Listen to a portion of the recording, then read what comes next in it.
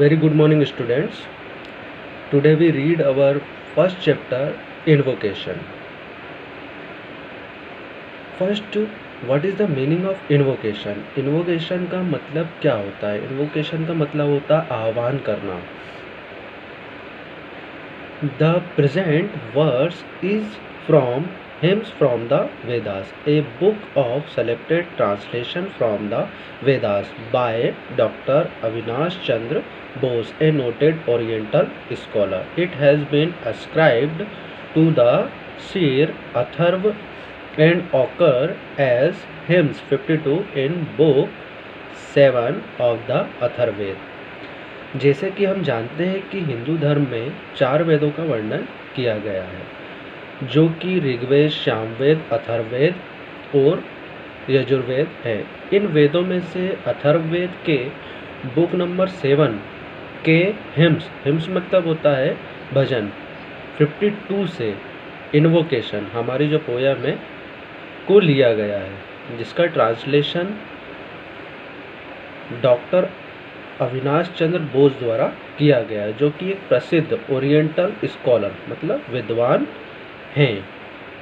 It inculcates the ethics of collective living through mutual love and understanding. Rendered in the style of an invocation, it wants this sense of unity, Sanjanam, to pervade not only among one's own people but also with regard to others.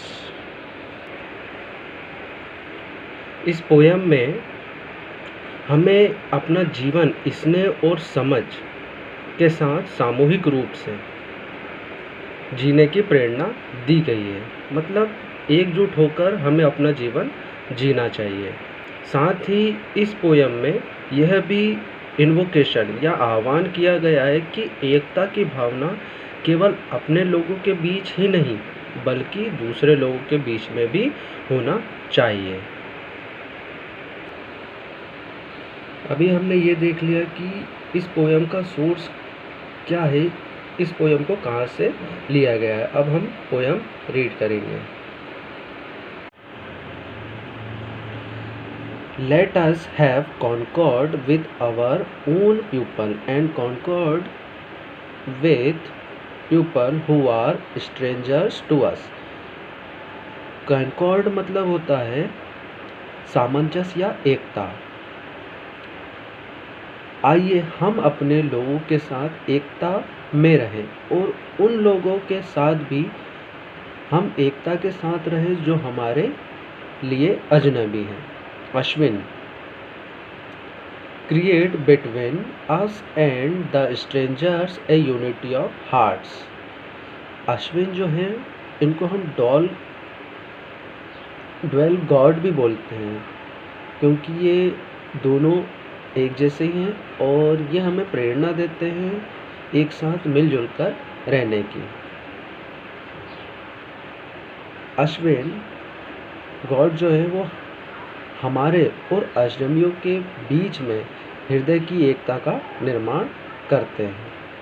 May we unite in our minds, unite in our purposes and not fight against the divine spirit within us.